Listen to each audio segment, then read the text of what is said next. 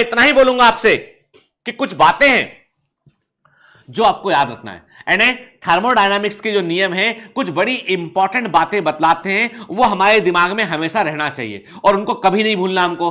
तो पहला पहला बेटा सबसे इंपॉर्टेंट चीज क्या है, वो है एनर्जी कंजर्वेशन के नियम की बात करते हैं कि ऊर्जा को ना तो आप उत्पन्न कर सकते हैं ना उसे आप नष्ट कर सकते हैं। Energy can never be created और डिस्ट्रॉयड। ऊर्जा केवल एक से दूसरे फॉर्म में, एनर्जी केवल एक से दूसरे फॉर्म में ट्रांसफर हो सकती है, कन्वर्ट हो सकती है।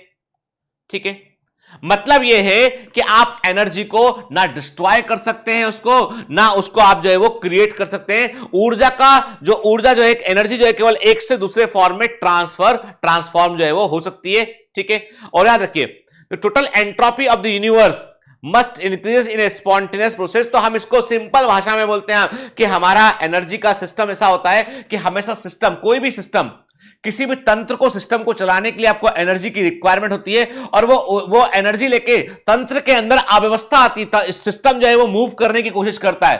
ठीक है, इस मॉलिक्यूल्स, आयंस, पार्टिकल एनर्जी मिलती है तो वो मूव करने की कोशिश करते हैं और लगातार डिसऑर्डर की कंडीशन जो है वो बढ़ती रहती है। लगातार डिसऑर्डर की कंडीशन बढ़ती रहती है और ये डिसऑर्डर की कंडीशन का बढ़ना ही जो है वो क्या है, वो है एंट्रोपी। आपको एक वर्ड बार बार सुनने मिलेगा बायोलॉजी में, एंट्रोपी। कई बार इस वर्ड का मतलब ही समझ में नहीं आता। मैं इतना बोलता हूं कि एंट्रोपी का मतलब यह है कि ऊर्जा लेने के बाद मॉलिक्यूल्स, आयंस, पार्टिकल जो है डिसऑर्डर की ओर आगे बढ़ जाते हैं। भाई आदमी के पास जब सब कुछ होता है ना, तो आदमी क्या करता है, फिर वो जो है वो जब बेसिक नीड पूरी हो चुकी होती है, कुछ हो चुका होता है, तो आदमी फिर लड़ने भी लगता है। इंसान की फितरत है और वह मॉलिक्यूल्स की भी फितरत है। जब बेसिक पूरा और आवश्यकता पूरी हो गई तो अब क्या है, अब भैया लड़ रहे हो, धर्म के नाम पे लड़ोगे, जात के नाम पे लड़ोगे, क्या किसी और मुद्दे पे लड़ोगे, जहां पर बेसिक नीड की रिक्वायरमेंट है वहां लड़ाई झगड़ा सब बंद, कि भैया अभी तो बेसिक है, जीवन बचाने की आवश्यकता है।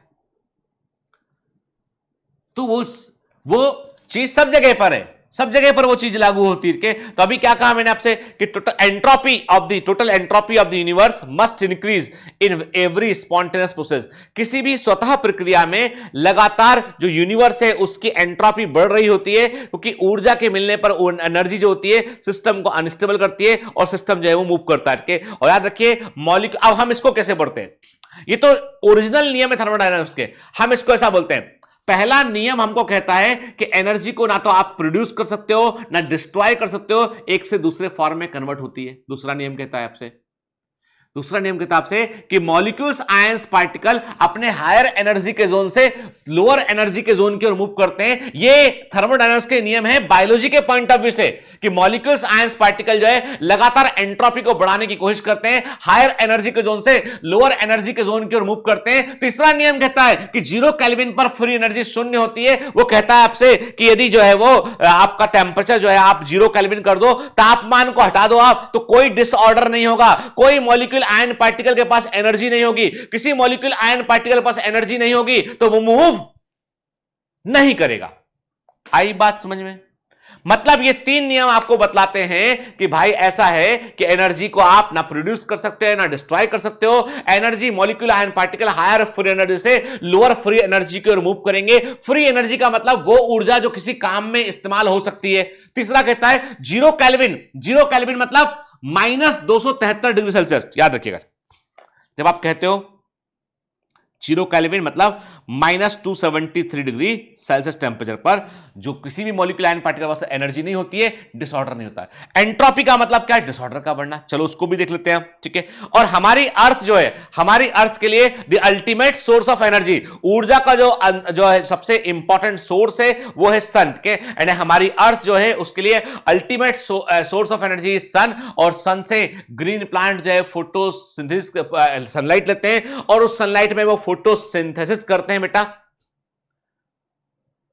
एनर्जी को। अब जब हम बात करते हैं बेटा, जब हम बात करते हैं फोटो सिंथेसिस, जब हम बात करते हैं फोटो सिंथेसिस की बात करते हैं हम, तो एक्चुअली क्या कर रहे होते हैं हम, तब एक्चुअली हम जो है क्या कर रहे होते हैं, हम सोलर एनर्जी को